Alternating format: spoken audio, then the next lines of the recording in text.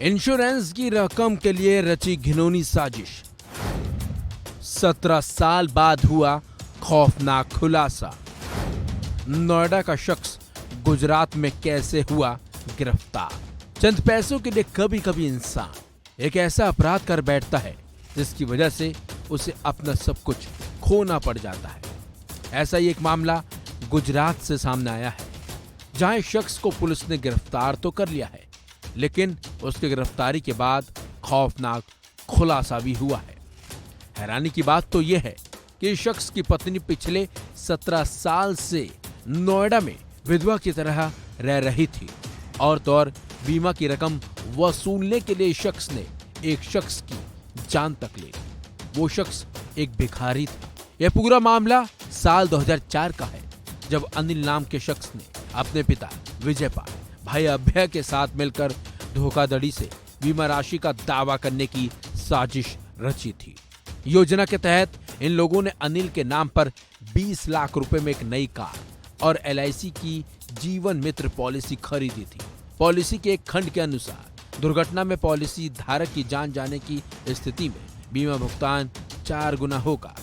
इसके बाद इन लोगों ने जुलाई 2006 में आगरा टोल बूथ के पास एक भिखारी को देखा और उसे अपने टारगेट के लिए चुना।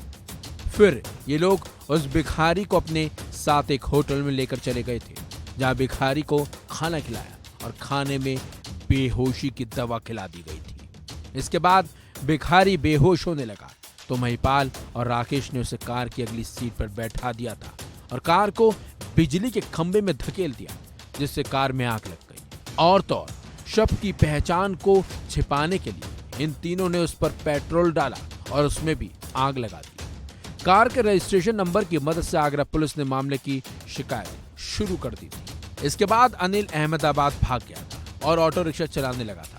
बल्कि 2008 में राजकुमार चौधरी के नाम पर उसने अपनी वोटर ID कार्ड भी बनवा लिया था।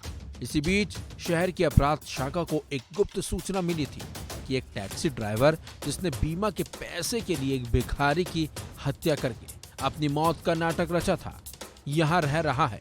जिसके बाद PI मितेश चौधरी के नेतृत्व में एक टीम ने अनिल को निकोल में गंगोत्री सर्कल के पास से खोज निकाला। हालांकि उस वक्त अनिल पुलिस को ही बेवकूफ बनाने की पूरी कोशिश में जुटा हुआ था, लेकिन जैसे पुलिस ने अनिल से भिखारी की मौत से जुड़े मामले पर पूछताछ करनी शुरू की तो वो छूट गया और मामले का पूरा खुलासा भी हो गया।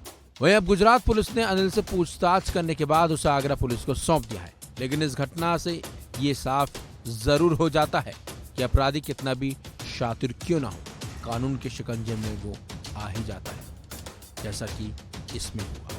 फिलहाल इस खबर में बस इतना ही। अपडेट्स के लिए बने रहिए वन इंडिया हिंदी के साथ।